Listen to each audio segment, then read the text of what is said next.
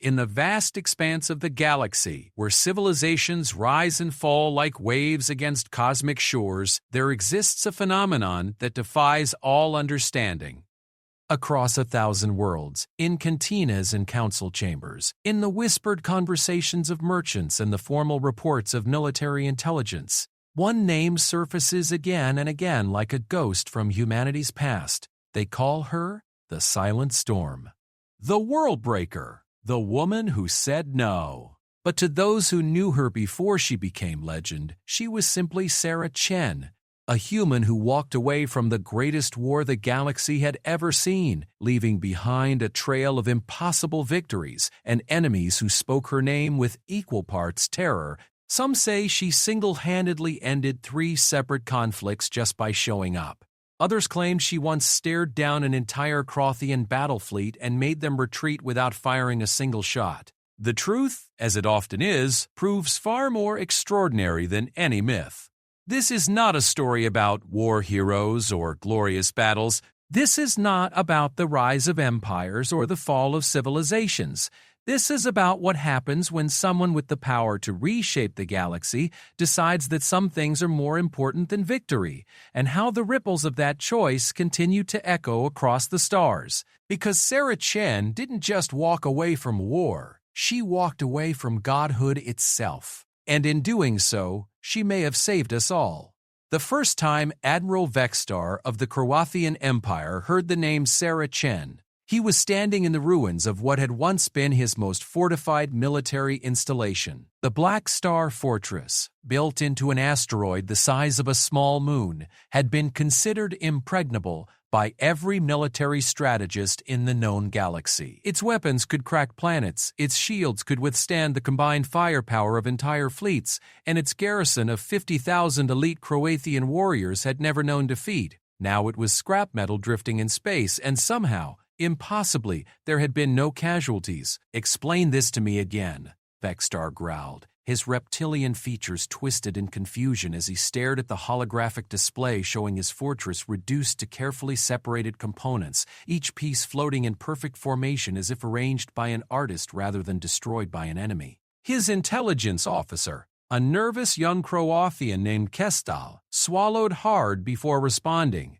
"Sir, according to our survivors, a single human ship approached the fortress approximately 6 hours ago. It was small, civilian class, no visible weapon systems. When we hailed them demanding identification, a female voice responded with just 3 words, 'Please stand down.' And then what happened?" Vexstar's voice carried the dangerous quiet that preceded violence. "That's when it gets unusual, sir." Commander Thokrin ordered the fortress weapons to target the ship. The targeting systems locked on, all batteries charged and ready to fire. But then, Kestel paused, checking his datapad again as if hoping the words would change. "Then what, officer? Then the fortress just came apart, sir. Not exploded, not destroyed, disassembled. Every bolt, every weld, every molecular bond simply released simultaneously. The artificial gravity generators continued functioning, so all personnel were safely deposited on the emergency platforms. Life support systems remained active throughout the entire process. It was as if someone had convinced every atom in the structure that it would rather be somewhere else." Vexstar stared at the hologram for a long moment. In his 47 years of military service, he had seen weapons that could vaporize continents, cosmic storms that could tear apart space itself, and technologies that bent the very laws of physics. But he had never seen anything that could selectively disassemble a military fortress while carefully preserving the lives of everyone inside. "What happened to the human ship?" "It left, sir. Broadcast a general message on all frequencies. The Crothian Empire's expansion into the Terran border systems ends here. Find another direction to grow. This is your only warning." Only warning. Vexstar's laugh was bitter. "She destroyed our most powerful fortress and calls it a warning. Actually, sir, if I may," Kestal's voice grew even more hesitant. "According to the engineering teams analyzing the debris, the fortress wasn't destroyed at all. Every component is intact and functional. Whoever did this could have easily caused a catastrophic explosion that would have killed everyone and sterilized this entire system. Instead, they chose surgical precision. It was less a destruction and more a demonstration. The implications hit Vexstar like a physical blow. Whoever this human was, she possessed technology or abilities that made the Croathian Empire's most advanced weapons look like stone knives. And she had shown remarkable restraint in using that power. The message was clear. She could have obliterated them all, but chose not to. The question was, why? Across the galaxy, in the neutral space station known as Haven's Rest, a different conversation was taking place. Captain Marcus Webb of the Terran Colonial Defense Force sat across from an elderly Zenthari diplomat named Wisdom Keeper Yuldrin, both nursing drinks that would be lethal to the other's biology but perfectly safe for their own. With Trust Teddy. "So the rumors are true then," Yuldrin said, his translator rendering his musical language into standard galactic. "The human called Sarah Chen has returned to active operations." Webb nodded grimly. "After 18 months of silence, yes. The Croathians lost the Black Star Fortress yesterday. No casualties, just like always." "Just like the meditation incident," Yuldron observed, "and the Vorthan standoff before that. This human of yours has a very distinctive signature." The meditation incident. Webb remembered the reports, though he hadn't been present for that particular impossibility. A hegemony dreadnought called the Meditation had been preparing to glass a human colony whirled over a minor trade dispute. Sarah Chen's ship had appeared, transmitted a single message, "No," and somehow convinced every weapon system on the massive vessel to simply shut down. Not disabled, not damaged. The weapons had simply refused to function, as if they had developed a conscience and decided they didn't want to hurt anyone. The hegemony crew had spent 3 days frantically trying to restart their systems before giving up and withdrawing from human space. Later analysis showed that there had been no technical sabotage, no external interference, no explanation for why technology that had worked perfectly for decades suddenly developed an aversion to violence. "Captain Webb," Yuldrin continued, "my people have been observing galactic conflicts for over 8,000 years. We have seen warriors who could destroy stars, strategists who could outthink quantum computers, and technologies that defied every known law of physics. But we have never seen anything quite like your Sarah Chen." "She's not our Sarah Chen," Webb replied carefully. "As far as the Colonial Defense Force knows, she's acting independently. Hell, we're not even sure she's still technically human."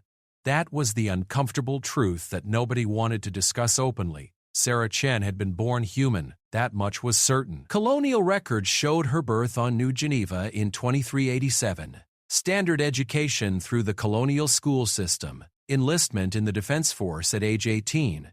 She had been a good soldier, then a good officer, working her way up through the ranks with commendable but not extraordinary service. Then came the Sigma incident.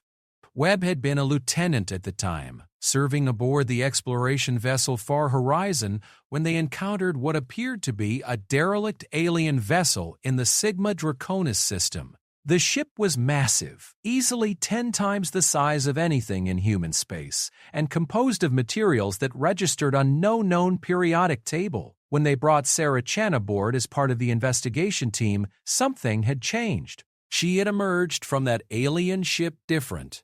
Not obviously different. She still looked human, still talked like a human, still seemed to think like a human. But she could do things that shouldn't have been possible. She could look at a quantum encryption system and somehow convince it to decode itself. She could walk into a room full of hostile aliens and leave with them apologizing for wasting her time. She could stare at a malfunctioning piece of technology and it would spontaneously repair itself. The real question, Webb said aloud, is what she wants. She's got power that could reshape the entire galactic political structure, but she only uses it defensively. She stops wars rather than starting them. She protects rather than conquers. Perhaps, Yuldron suggested, that is precisely what makes her so dangerous to those who profit from conflict. Their conversation was interrupted by an urgent chime from Webb's communication device. He answered it to find the worried face of Admiral Helena Vasquez, his superior in the Colonial Defense Force. "Marcus, we need you back here immediately. We've got a situation developing in the Kepler sector that requires immediate attention." "What kind of situation, Admiral?" "The kind that might require us to contact Sarah Chen," Vasquez replied grimly. "The Vorthan Collective just declared war on the Terran colonies. They're mobilizing their entire fleet, and intelligence suggests they've developed some kind of weapon specifically designed to counter her abilities." Webb felt his blood run cold. The Vorthan Collective commanded one of the largest military forces in the galaxy, and they were not known for making idle threats. If they believed they had found a way to neutralize Sarah Chen's mysterious abilities, then humanity was facing an extinction-level threat. "Admiral, has anyone actually been able to contact Sarah since the Croathian incident?" "That's the problem, Marcus. She's gone dark again. Her ship isn't responding to any communication attempts, and she's not at any of her known safe havens. For all we know, the Vorthans have already found her." The thought was terrifying. Sarah Chen had become something more than human, but she was still mortal. If the Vorthans had managed to capture or kill her, then nothing stood between humanity and annihilation except conventional military forces that were laughably inadequate against Vorthan technology. Meanwhile, in a small cafe on the agricultural world of Harvest Moon, Sarah Chen sat quietly sipping synthetic coffee and reading a local newspaper printed on actual paper. To anyone watching, she appeared to be exactly what she seemed, a tired-looking woman in her mid-30s, brown hair pulled back in a practical ponytail, wearing the kind of casual clothing favored by freight haulers and independent traders. But the careful observer might notice that everyone in the cafe seemed unusually calm and content. Conversations that had started as arguments resolved themselves into friendly discussions. The temperamental coffee machine that had been acting up all morning was working perfectly. Even the local weather seemed to be cooperating, with gentle rain falling just heavily enough to water the crops without flooding the streets. Sarah Chen had learned long ago that her presence affected more than just advanced technology and hostile intentions. Reality itself seemed to bend slightly around her, nudging events toward more peaceful outcomes. Be it was one of the many reasons she tried to stay away from populated areas when possible. People deserve to solve their own problems, make their own choices, live their own lives. They shouldn't have their conflicts resolved by an outside force they couldn't understand or control. She turned the page of her newspaper and sighed. The headlines were depressingly familiar. Trade war escalates between hegemony and alliance. Colonial expansion sparks new territorial dispute. Military buildup continues in border systems. The same stories with different names and places repeated across dozens of worlds and hundreds of species. It had been 18 months since she walked away from it all. 18 months since she decided that fighting other people's wars, even to stop them, was not the life she wanted to live. She had found this quiet little world, rented a small apartment above a bookstore, and tried to pretend she was just another human trying to make a living on the frontier. But the universe, it seemed, was not willing to let her retire. "Excuse me, miss?" The voice belonged to a young man, probably local farmer from his appearance. "I don't mean to bother you, but are you Sarah Chen?" She looked up at him carefully. He didn't seem threatening, just curious.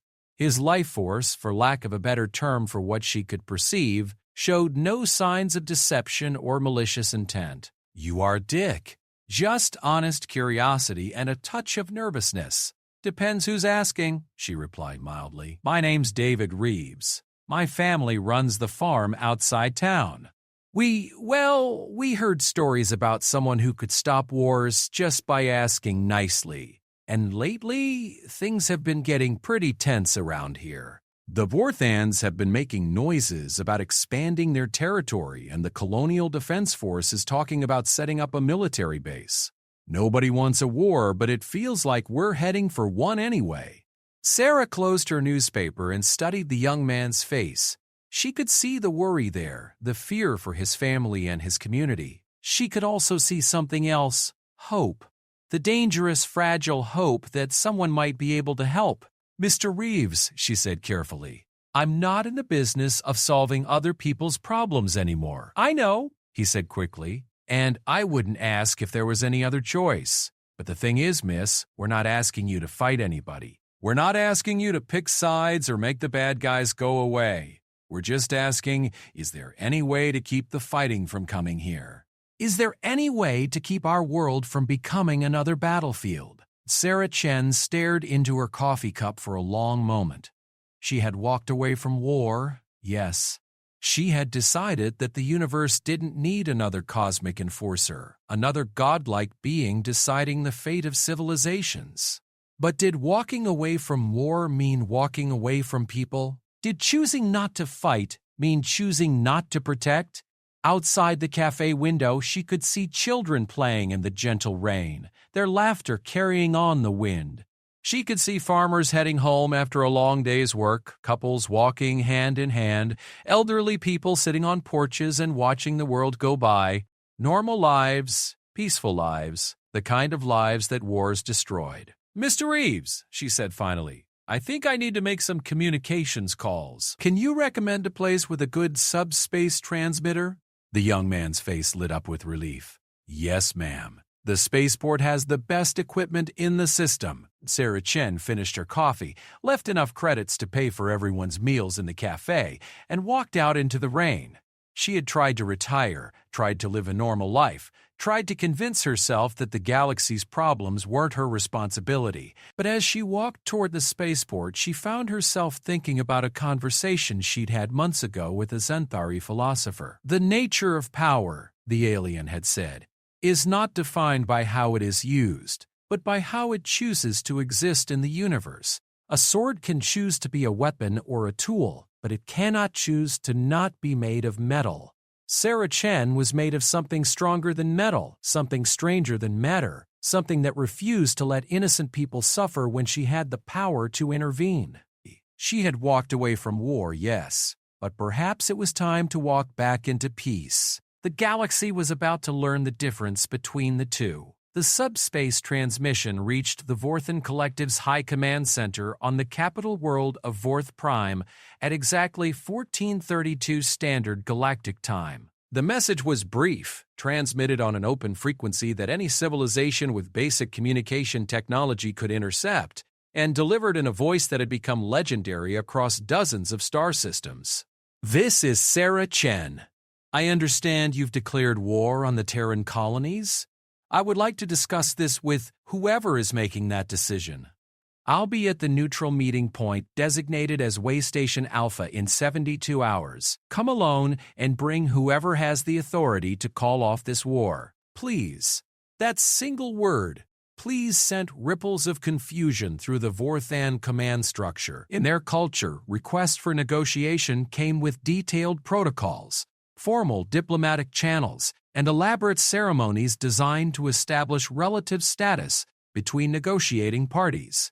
The idea of simply asking politely for a meeting was so alien to Vorthan thinking that many commanders initially dismissed the message as some kind of human psychological warfare. Supreme Commander Thalvrak, however, had been studying human behavior for decades. As he listened to the recorded message for the fifth time, he found himself analyzing not just the words but the tone, the implications, the careful absence of threats or demands. This human, he realized, was not trying to intimidate them. She was genuinely asking for a conversation, which made her infinitely more dangerous than any enemy who relied on bluster and threats.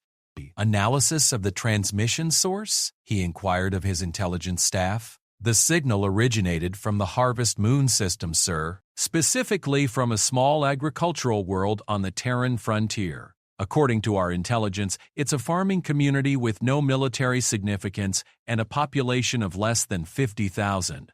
And yet, she chooses to reveal her location to us. Thalvrak's mandibles clicked thoughtfully. Either supreme confidence or supreme indifference. Neither is reassuring. His chief tactical advisor, a scarred veteran named Kextool, leaned forward. Sir, this could be an opportunity. Our new weapon systems are specifically designed to counter her abilities. If we can eliminate her now, the entire human defensive strategy collapses. Elaborate on these new weapons.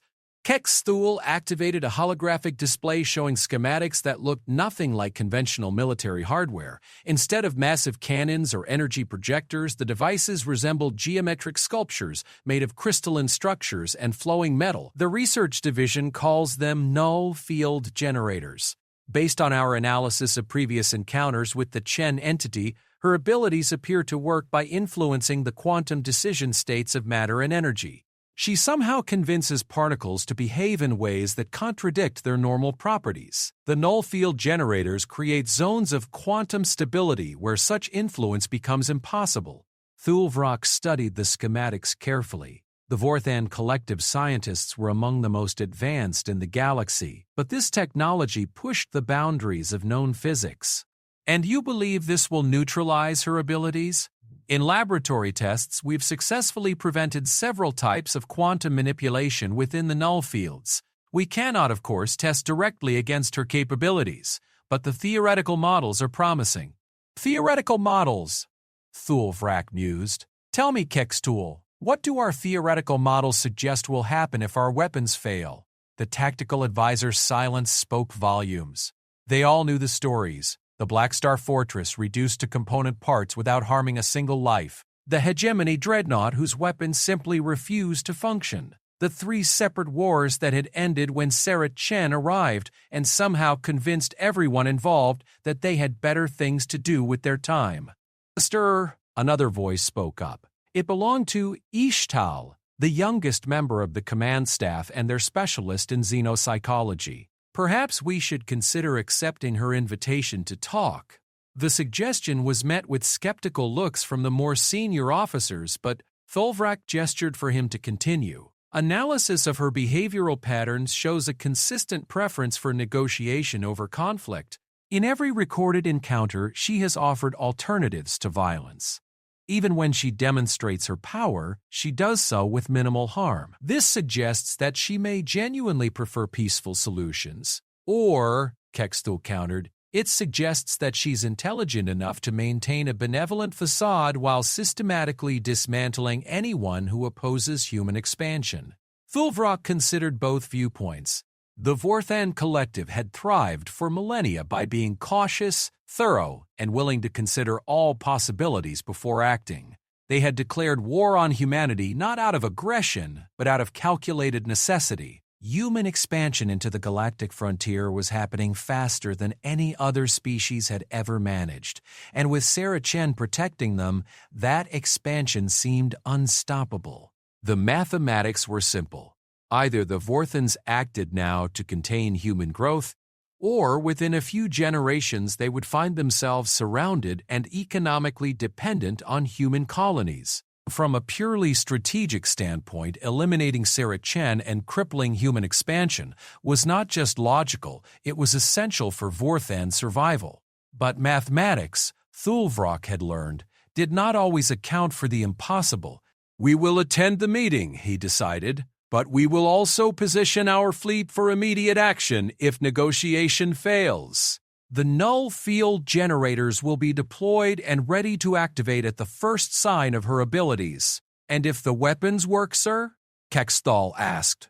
Thulvrok was quiet for a long moment. Then we will learn whether the galaxy is ready for a universe without Sarah Chen. Meanwhile, aboard the Colonial Defense Force flagship Endurance, Admiral Helena Vasquez was having her own strategic nightmares. The intelligence reports coming in from across the galaxy painted a picture of mobilization on a scale not seen since the Great War II centuries earlier. The Vorthans weren't just preparing for a limited conflict with humanity. They were gearing up for total warfare. Admiral, Captain Webb's voice came through the communication system. We've completed the analysis of the Vorthan fleet movements. They've pulled ships from every sector command. We're looking at over 8,000 vessels, including their entire dreadnought force. 8,000 ships to fight one woman? Vasquez muttered. Either they're the most paranoid species in the galaxy, or they know something we don't. The uncomfortable truth was that humanity's defense strategy had become entirely dependent on Sarah Chen's unexplained abilities. The Colonial Defense Force maintained a respectable fleet, but compared to the military might of established galactic powers like the Vorthan Collective, they were hopelessly outmatched. Their survival depended on the assumption that no one would dare attack them while Sarah Chen was watching. Now that assumption was being tested by enemies who believed they had found a way to level the playing field. Admiral, incoming priority transmission from Harvest Moon. Vasquez straightened in her chair. Put it through. Sarah Chen's image appeared on the main screen, transmitted from what appeared to be a simple civilian communication booth. She looked tired, Vasquez noticed, and somehow older than she should have for someone in her 30s. Admiral Vasquez, Sarah said without preamble, I understand you've been trying to contact me. For the past 6 weeks, Vasquez replied. The Vorthans have declared war, Sarah. They're mobilizing everything they have. Intelligence suggests they think they've found a way to neutralize your abilities. I know. I've arranged to meet with their commanders at Way Station Alpha. I wanted to ask you not to interfere, regardless of what happens. The request struck Vasquez like a physical blow. Sarah, if something happens to you, humanity doesn't have a backup plan. You need to learn to solve your own problems, Sarah interrupted, though not unkindly. Admiral, I've spent the last 4 years stopping wars that were never really stopped, just postponed. Every time I intervene, everyone involved learns the same lesson. When things get really bad, someone else will fix it for them. That's not sustainable, and it's not healthy. So you're willing to let humanity face annihilation to teach us a lesson about self-reliance? Sarah was quiet for a moment, and when she spoke again, her voice carried a sadness that Vasquez had never heard before. Admiral, what do you think I am? The question caught Vasquez off guard. You're Sarah Chen. You're the person who can do impossible things. You're humanity's guardian angel. I'm a woman who made contact with something that changed her on a fundamental level, Sarah replied. Something that gave her abilities she never asked for and responsibilities she never wanted. But I'm still just a person, Helena. I can make mistakes. I can be wrong. I can die. Building your entire civilization's survival strategy around one person is not just foolish, it's dangerous. Then what do you suggest we do? Learn to be worth protecting for your own sake, not mine. Learn to negotiate instead of demanding. Learn to build instead of just expanding. Learn to coexist with other species instead of assuming that your way is the only way. Sarah paused. And learn that sometimes the best way to avoid a war is to be genuinely willing to lose one for the right reasons. The transmission ended, leaving Vasquez staring at a blank screen and contemplating the possibility that humanity's greatest protector might also be preparing to become their greatest teacher, even if the lesson killed them all. At Way Station Alpha, the ancient space station that had served as neutral ground for diplomatic meetings for over 3,000 years, Sarah Chen's small ship docked at precisely the appointed time. The station's automated systems recorded the arrival of a simple civilian transport. No weapon signatures, no escort vessels, no signs of the technological impossibilities that had made her famous across the galaxy. She walked through the station's corridors wearing simple clothing and carrying nothing more threatening than a small bag containing a change of clothes and some basic supplies. To the casual observer, she looked like any other human trader or diplomat making use of the station's facilities.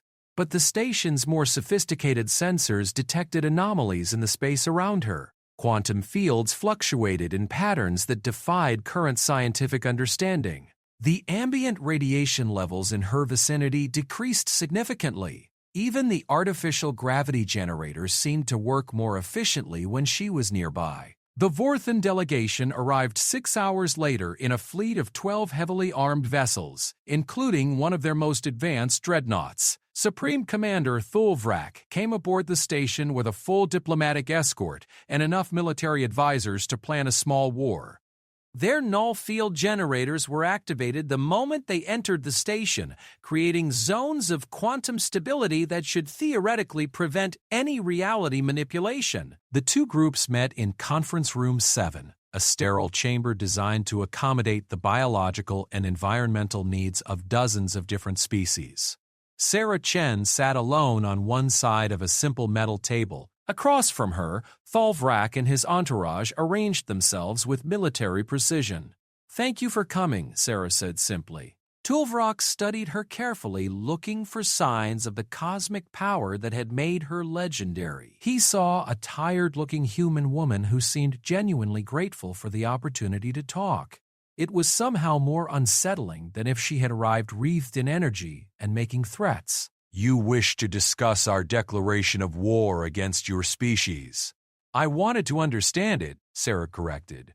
"From what I've been able to learn, the Vorthan Collective doesn't have any specific grievances against humanity. No territorial disputes, no resource conflicts, no historical animosity. You've declared war against us because you're afraid of what we might become." "Your analysis is essentially correct," Tholvrak admitted. "Human expansion proceeds at a rate that threatens the established galactic balance. With your protection, they show little inclination toward restraint or compromise. And you believe that removing me will solve that problem? We believe it will restore the natural consequences of aggressive expansion." Sarah nodded thoughtfully. "You're probably right. Without me, humanity would have to learn diplomacy, restraint, and genuine cooperation with other species. They'd have to become better neighbors, instead of relying on the threat of my intervention." The admission surprised Tholvrak. He had expected denials, threats, or attempts at negotiation. He had not expected her to agree with his strategic assessment. "Then you understand why this conflict is necessary." "I understand why you think it's necessary," Sarah replied, "but I think there might be a better way." She leaned forward slightly, and suddenly every Vorthan in the room could feel the change in the air. The null field generators continued to function perfectly, creating zones where quantum manipulation should have been impossible. But somehow, impossibly, those zones were filled with something that made reality itself seem more attentive. "Supreme Commander Tholvrak," Sarah said quietly, "what would happen to your civilization if you won this war?" Supreme Commander Tholvrak felt something shift in his mind as Sarah Chen asked her question. It wasn't manipulation, he realized with surprise. It wasn't mental intrusion or psychic influence. It was simply clarity, the kind of crystalline understanding that comes when someone forces you to examine assumptions you've never questioned. "If we win this war," he said slowly, "human expansion halts. The threat to galactic stability is eliminated. The Vorthan Collective maintains its position as a dominant power. And then what?" Sarah asked gently. The question hung in the air like a challenge to basic military strategy. Tholvrak had planned extensively for winning the war against humanity, but he found himself struggling to articulate what victory would actually accomplish beyond the immediate tactical goals. "Then the galaxy returns to its natural balance," he said, though the words felt hollow even as he spoke them. "Whose natural balance?" Sarah leaned back in her chair, and somehow the simple movement seemed to encompass the entire room, the entire station, perhaps the entire galaxy. "Commander, in the past 1,000 years, how many wars has the Vorthan Collective fought to maintain this balance?" Tholvrak didn't need to consult his records. 47 major conflicts, hundreds of smaller actions. And how many of those wars permanently solved the problems they were meant to address? The silence stretched between them, filled with uncomfortable truths. Every conflict had achieved its immediate objectives, but none had created lasting peace. The defeated enemies had either rebuilt their strength and returned for revenge, or their destruction had created power vacuums that led to even greater instabilities. "War," Tholvrak said carefully, "is a tool for managing immediate threats. Long-term stability requires other methods." "Yes," Sarah agreed, "it does. So let me ask you a different question. What does your civilization actually want from the galaxy?" The question should have been simple to answer. The Vorthan Collective had clear strategic objectives, well-defined territorial interests, and detailed long-term plans for maintaining their position in galactic affairs. But as Thulvrak tried to formulate a response, he found himself thinking not about military strategy or territorial control, but about the millions of Vorthon citizens living their lives on hundreds of worlds. "We want security," he said finally. "It's a prosperous to keep your feet. We want our people to be safe, prosperous, and free to develop their civilization without external threats. And you believe the best way to achieve that security is through military dominance? It has worked for over 3 millennia." Sarah Chen smiled, and for the first time since the meeting began, Thulvrak saw something in her expression that reminded him that she was. There was warmth there, and understanding, and something that might have been sadness. "Commander, may I tell you about the first time I used my abilities in combat?" Thulvrak nodded, partly from curiosity and partly because something about her tone made refusal seem impossible. It was during the Hegemony border war, about 4 years ago. A Hegemony task force had cornered a human colony ship full of civilians, families, children, elderly people who just wanted to start new lives on a frontier world. The Hegemony commander demanded they surrender and accept forced relocation to a detention world. Sarah's voice carried no emotion as she continued, but Thulvrak found himself visualizing the scene with uncomfortable clarity. "I arrived in my ship and did what I thought was the right thing. I convinced the Hegemony weapons to malfunction. I persuaded their engines to shut down. I made their communication systems broadcast apologies instead of threats. The colony ship escaped, the civilians were safe, and I felt very satisfied with myself for solving the problem without anyone getting hurt." What was the result? 6 months later, the Hegemony attacked 3 other human settlements with overwhelming force. They couldn't afford to look weak after being humiliated by a single human, so they compensated by being more brutal than usual. Hundreds of people died because I had taught the Hegemony that negotiation with humans was pointless and that only superior force could guarantee victory. Thulvrak found himself leaning forward despite himself. "You blame yourself for their choice to escalate? I blame myself for not understanding the consequences of my actions. Every time I intervene in a conflict, I don't just solve an immediate problem. I teach everyone involved lessons about power, about consequences, about what works and what doesn't, and often those lessons make the next conflict worse." The Vorthan commander felt something cold settling in his chest. "Are you suggesting that your presence has made the galaxy less peaceful?" "I'm suggesting that my presence has made the galaxy dependent on solutions that can't be sustained. Every war I stop is a war that the participants never learned how to stop themselves. Every threat I neutralize is a threat that civilizations never learned how to address through cooperation and compromise." Sarah stood up and walked to the room's single viewport, gazing out at the stars visible beyond the station's hull. "Commander, what would happen if I simply disappeared tomorrow?" "Not killed in battle, not defeated by superior technology, just gone?"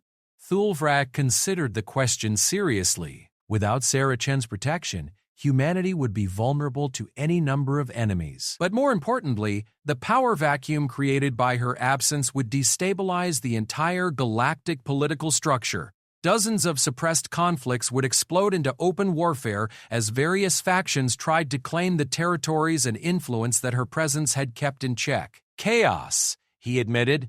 "Complete chaos." "Exactly. Because I've been fighting symptoms instead of diseases. I've been stopping wars instead of addressing the reasons wars start. And I've been doing it in a way that makes everyone involved more dependent on violence as the ultimate solution to their problems." She turned back to face him, and Thulvrak was startled to see tears in her eyes. "Commander, I have the power to reshape matter with a thought, to convince energy itself to behave in impossible ways, to make reality bend to accommodate my desires. And all I've accomplished is making the galaxy less capable of surviving without me." The admission hung between them like a bridge across an impossible gulf. Thulvrak realized that he had been fundamentally misunderstanding the nature of the threat that Sarah Chen represented. She wasn't dangerous because she was too powerful. She was dangerous because she was too successful. "What are you proposing?" he asked quietly. I'm proposing that we try a different approach. Instead of fighting a war to eliminate me, what if we work together to eliminate the need for me? Explain. Sarah returned to her seat, and Tholvrak noticed that the strange sense of expanded reality that surrounded her seemed to intensify as she focused her attention. The reason human expansion seems unstoppable isn't because of my protection. It's because humans are genuinely good at certain things that the galaxy needs. They're adaptable, innovative, and willing to take risks that other species consider irrational. But they're also impulsive, arrogant, and tend to assume that their solutions are universally applicable. An accurate assessment, Tholvrak agreed. The reason the Vorthan Collective feels threatened isn't because humans are inherently aggressive. It's because the current galactic political structure rewards expansion and punishes cooperation. As long as territory and resources are distributed through competition rather than negotiation, every successful species becomes a threat to every other species. Tholvrak found himself nodding despite his military training's insistence that such idealistic thinking was dangerous nonsense. What I'm proposing, Sarah continued, is a fundamental change in how galactic civilization works. Instead of managing conflicts after they develop, we create systems that prevent conflicts from developing in the first place. Instead of dividing territory through warfare, we develop methods for sharing resources and coordinating expansion. Instead of treating contact between species as zero-sum competition, we treat it as an opportunity for mutual benefit. You're describing a completely theoretical form of government, Tholvrak observed. There's no historical precedent for that kind of cooperation on a galactic scale. No, Sarah agreed. There isn't. But there's also no historical precedent for someone with my abilities choosing to use them to build rather than to rule. We're already in uncharted territory, Commander. The question is whether we chart it through war or through cooperation. Tholvrak was quiet for a long moment, weighing possibilities that his military training had never prepared him to consider. Assuming such cooperation were possible, what role would you play in this theoretical government? None, Sarah said immediately. That's the point. The system has to work without me, because eventually I won't be here. Maybe I'll die. Maybe I'll change into something that's no longer human. Maybe I'll simply decide that the galaxy doesn't need a cosmic babysitter.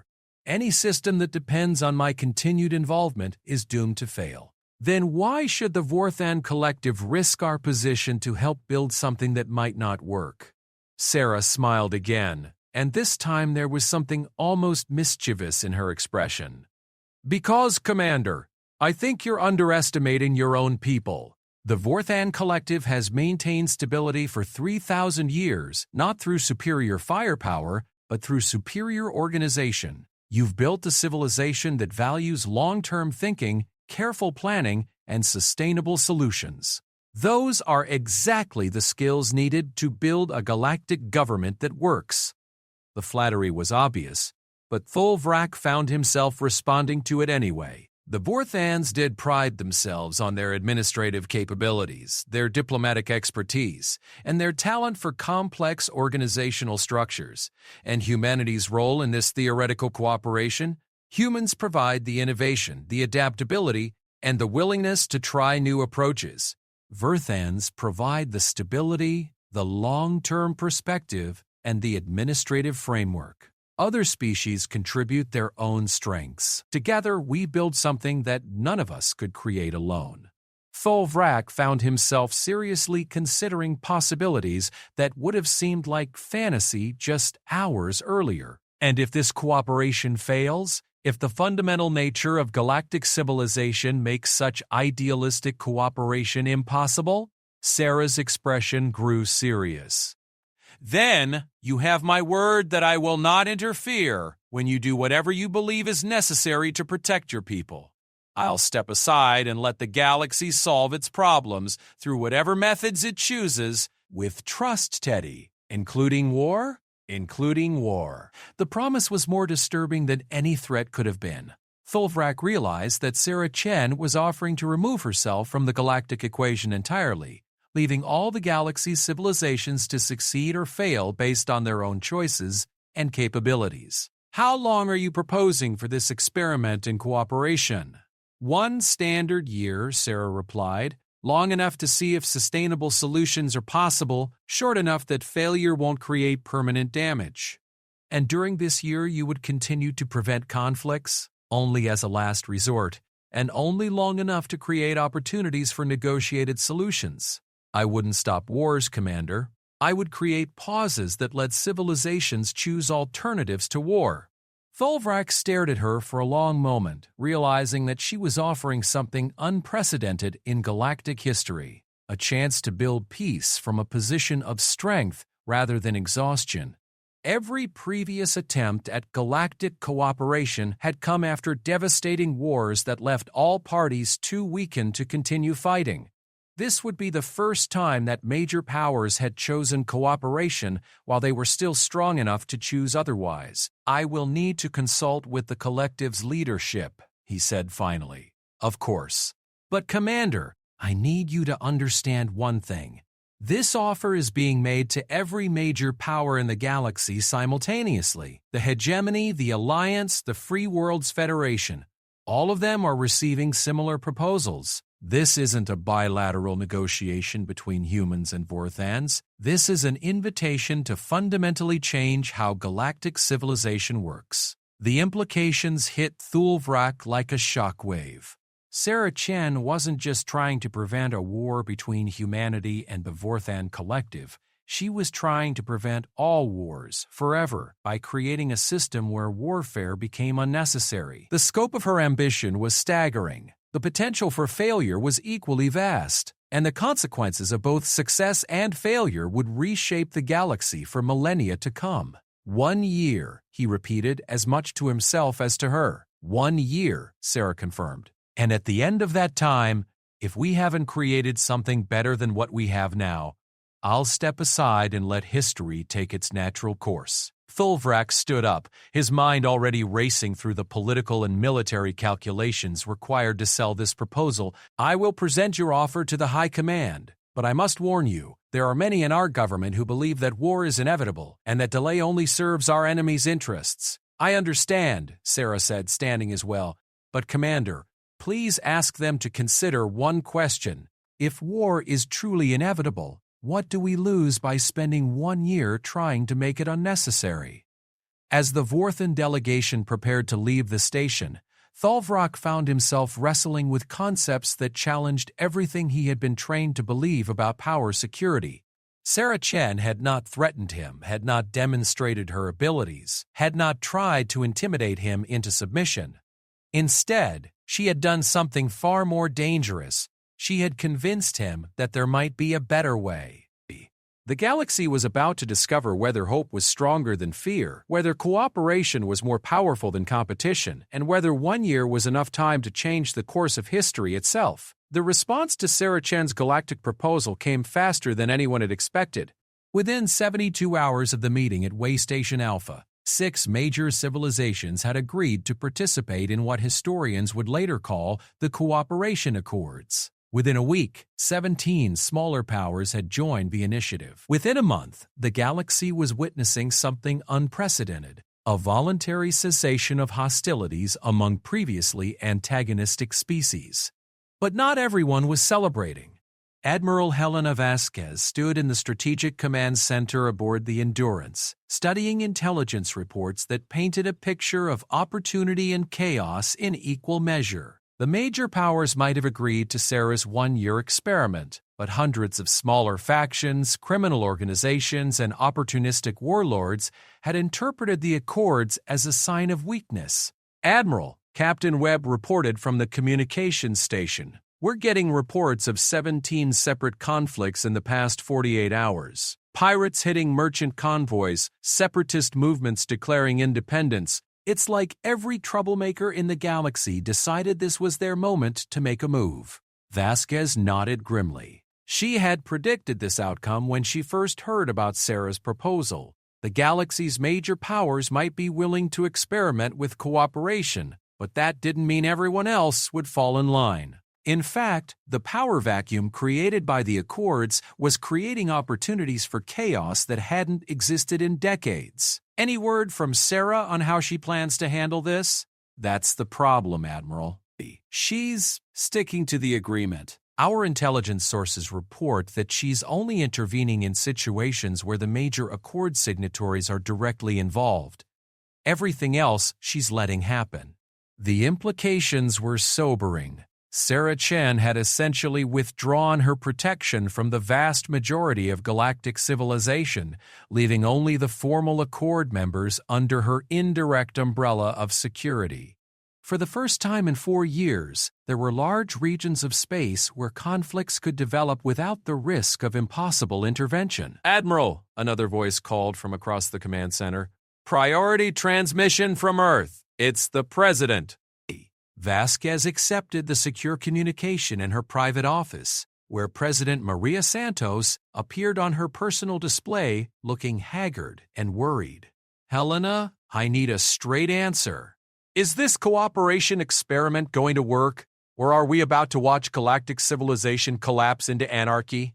"Honestly, Madam President, it's too early to tell. The Accords have created a framework for cooperation among major powers, but they've also created a massive security gap. Every criminal organization and hostile faction that's been held in check by fear of Sarah's intervention is now testing the boundaries. And Sarah's response to this? She's honoring her agreement to the letter. She's only intervening in direct threats to Accord signatories, and even then, only when requested. She's essentially forcing the galaxy to learn how to police itself. President Santos was quiet for a moment. "Helena, what's your assessment of her mental state? Is she still human?" The question had been haunting Vasquez for months. Sarah Chen looked human, spoke like a human, even seemed to think like a human. But her perspective had clearly shifted to something beyond normal human concerns. She made decisions based on time frames measured in centuries rather than years, considering consequences that most people couldn't even comprehend. "I think she's still human, Madam President, but she's operating on a scale that makes normal human motivations seem trivial. She's genuinely trying to solve problems that have plagued galactic civilization for millennia.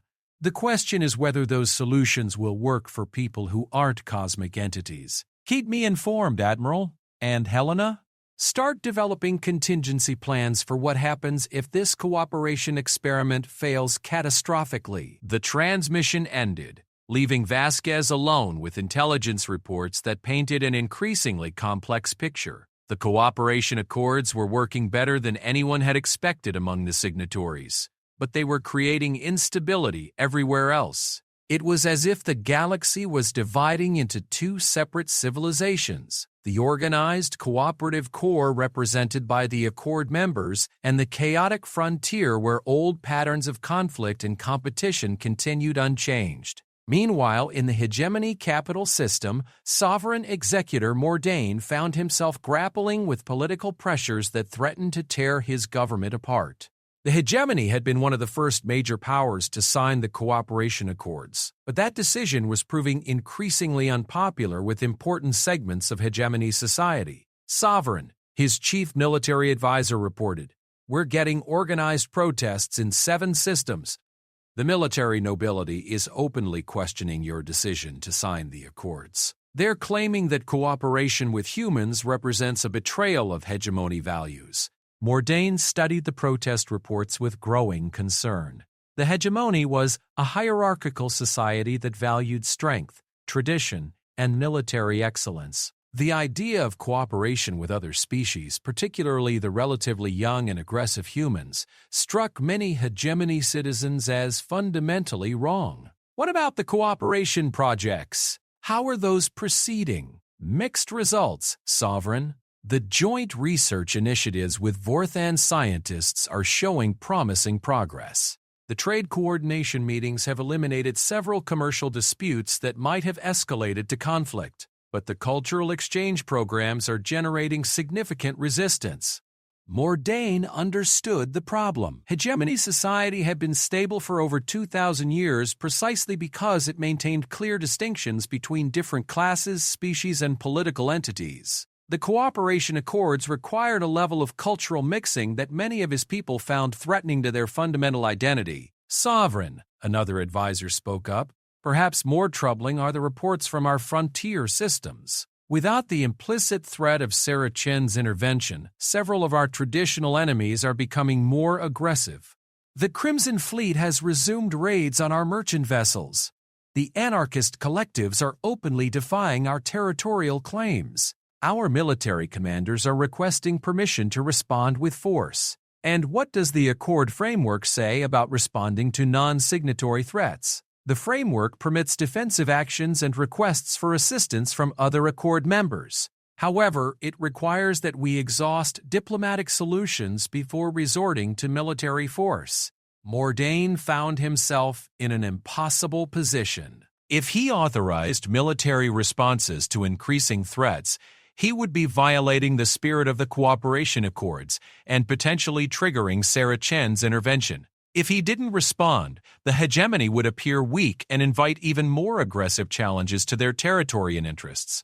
Sovereign, his intelligence chief added, we've also detected unusual activity in the border regions between Accord and non-Accord space. Several criminal organizations appear to be forming alliances, possibly planning coordinated actions against Accord members. The situation was evolving into exactly the kind of crisis that the cooperation accords were supposed to prevent. The galaxy was dividing into cooperative and non-cooperative factions, with increasing tension between the two groups. Rather than eliminating conflict, the accords seemed to be concentrating it. On the other side of the galaxy, Sarah Chen was discovering that changing galactic civilization was considerably more complicated than stopping individual wars. She stood in the observation deck of her ship, studying long-range sensor readings that painted a picture of a galaxy in transition. The cooperation accords were working exactly as designed among the signatory civilizations. Trade disputes were being resolved through negotiation rather than blockades. Territorial disagreements were being addressed through coordinated expansion planning rather than military action. Scientific discoveries were being shared rather than hoarded. For the first time in galactic history, major civilizations were actively working together instead of simply avoiding conflict. But the success of the accords was creating problems she hadn't fully anticipated. The non-signatory factions were interpreting cooperation as weakness and were becoming increasingly aggressive. Criminal organizations were forming larger alliances. With trust steady, separatist movements were declaring independence from Accord governments. And most troubling of all, some of the Accord signatories were beginning to question whether the benefits of cooperation were worth the security risks. "Status report," she said aloud, though there was no one else on the ship to hear her. Her ship's advanced AI responded immediately.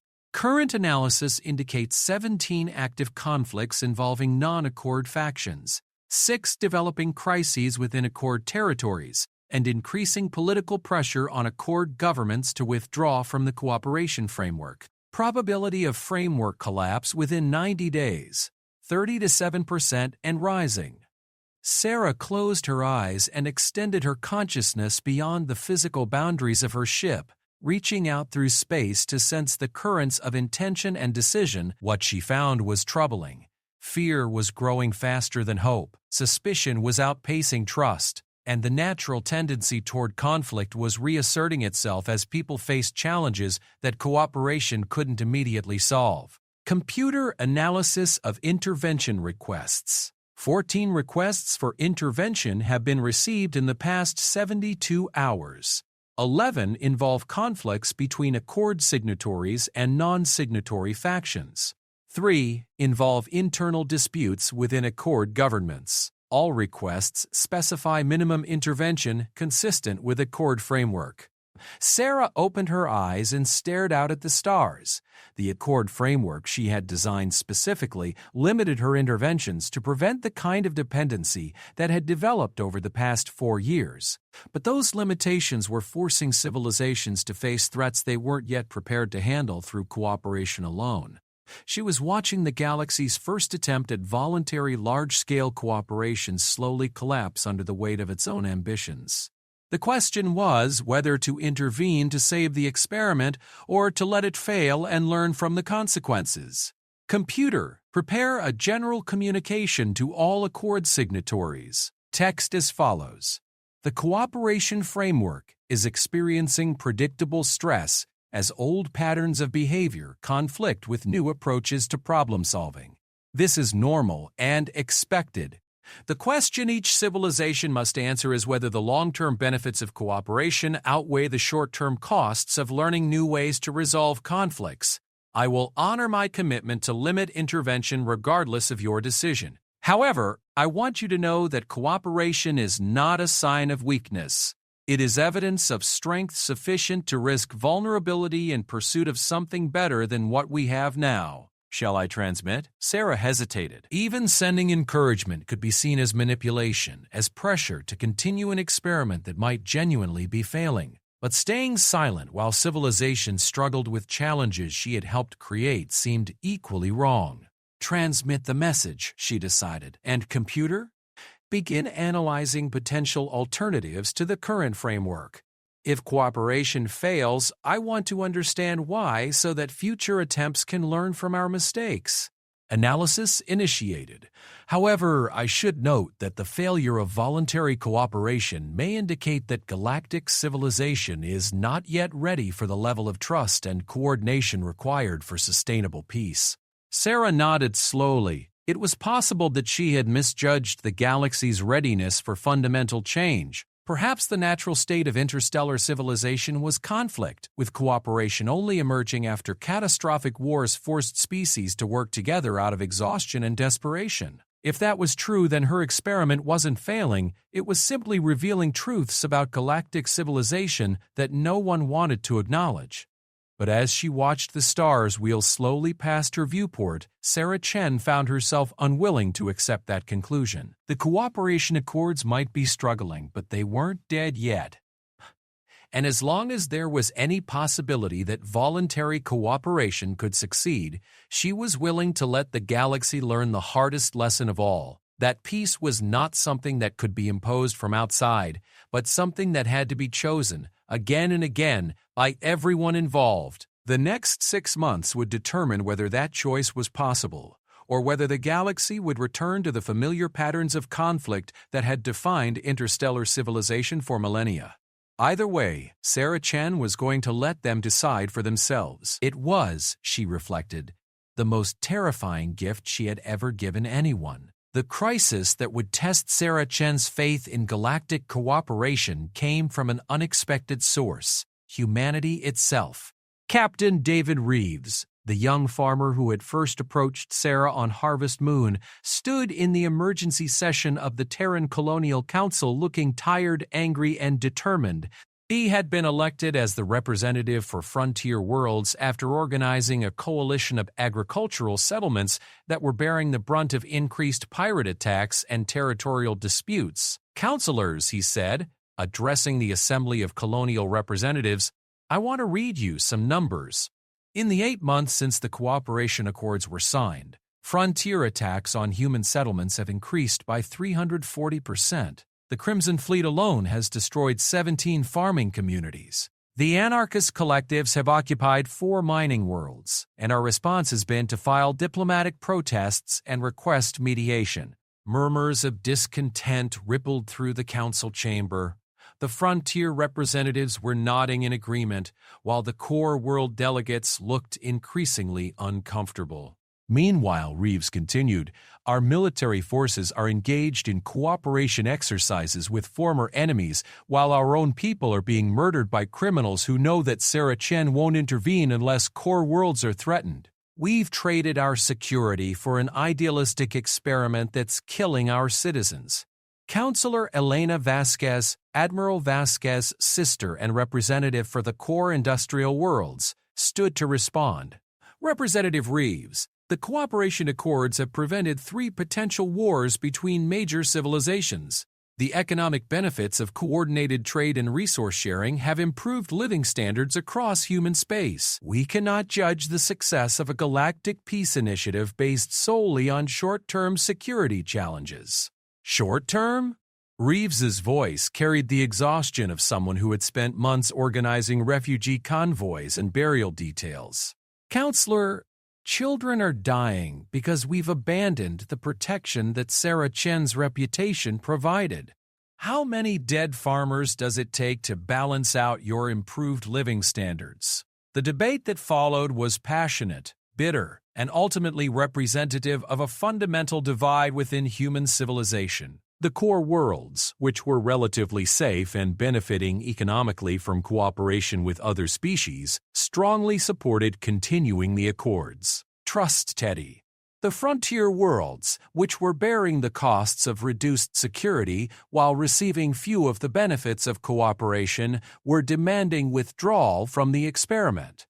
Admiral Helena Vasquez, monitoring the debate from her flagship, found herself facing the same impossible choice that was fracturing colonial society. Military reports showed that human space was more vulnerable than it had been in decades, but diplomatic reports indicated that the cooperation accords were achieving unprecedented success in preventing large-scale conflicts. "Admiral," Captain Webb reported, "we're getting communications from frontier defense commanders. They're requesting permission to respond to pirate attacks with full military force, accords or no accords. And what happens if I authorize those responses? According to the accord framework, we'd be violating the agreement to exhaust diplomatic solutions before using military force. It could trigger withdrawal of other species from the cooperation agreement." Vasquez stared at the tactical display showing human space. Red icons marked recent attacks, refugee movements, and areas where colonial authority was breaking down. The cooperation accords had indeed prevented wars between major civilizations, but they had also created a security vacuum that was being filled by the galaxy's most violent and opportunistic factions. "Admiral," Webb continued, "there's something else.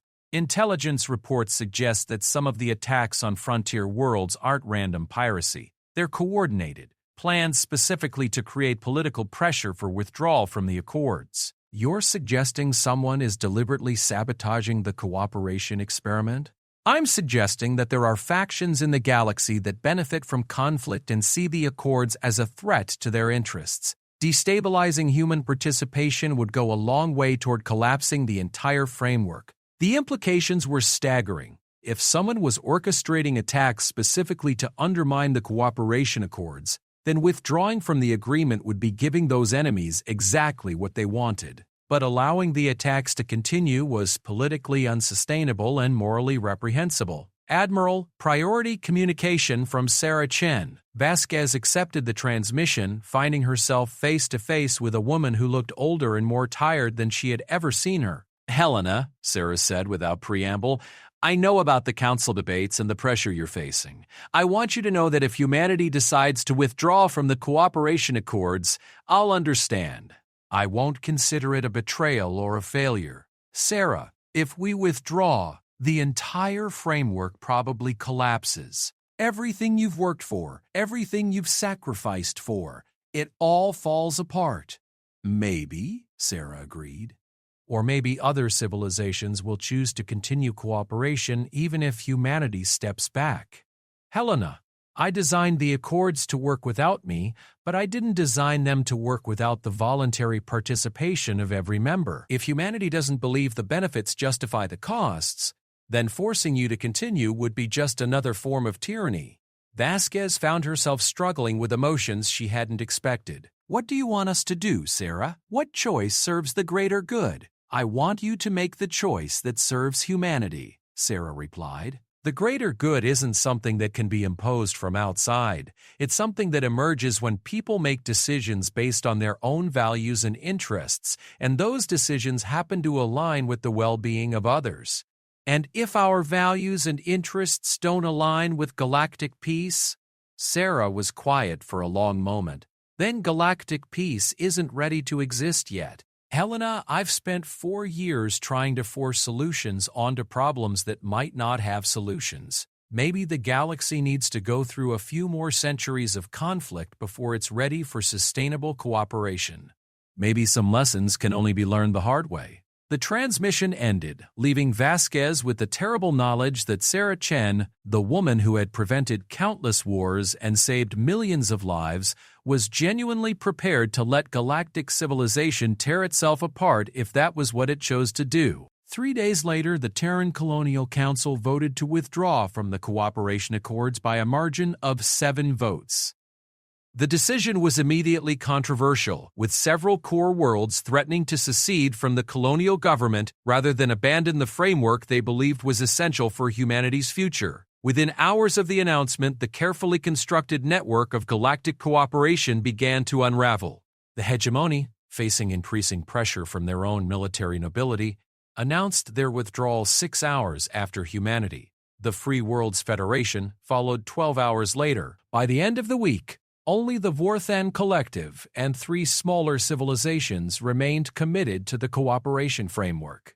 Supreme Commander Thulvrak, aboard his flagship in Vorthan space, watched the collapse of the most ambitious peace initiative in galactic history with emotions he couldn't entirely identify. Disappointment, certainly. Relief, perhaps.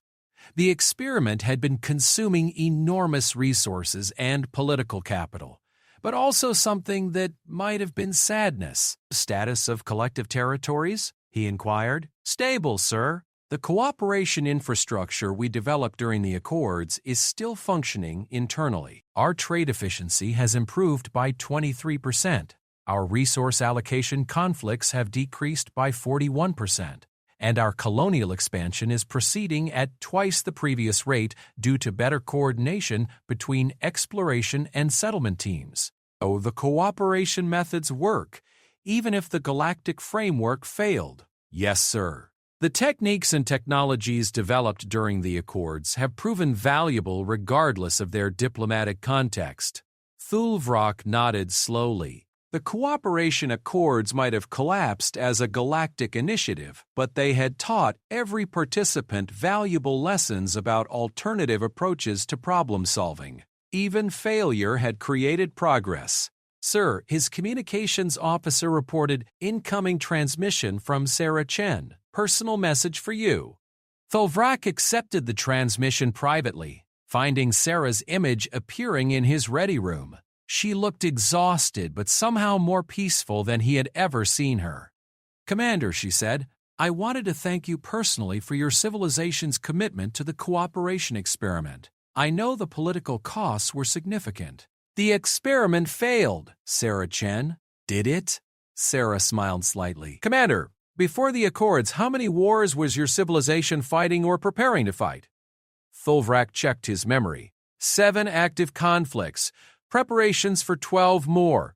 And now? 2 minor border disputes, both of which we're resolving through negotiation rather than military action. Thulvrak paused, understanding dawning. You're suggesting that the Accords succeeded even though they collapsed. I'm suggesting that success and failure aren't always the same thing. Commander, your civilization spent 8 months learning to cooperate with traditional enemies. Humans spent 8 months learning that their frontier security required something more sophisticated than dependence on my intervention. The hegemony spent 8 months discovering that cultural exchange doesn't threaten their identity. It enriches it. And the cost? The lives lost during the security vacuum? Sarah's expression grew sad. Every life lost is a tragedy. But, Commander, how many lives were saved by the wars that didn't happen? How many conflicts were resolved through negotiation instead of violence? How many future wars were prevented by species learning to work together? Thulvrak realized that she was asking him to think in terms of probabilities and potential futures rather than concrete immediate outcomes. From that perspective, the Cooperation Accords had achieved remarkable success even as they collapsed as a formal framework.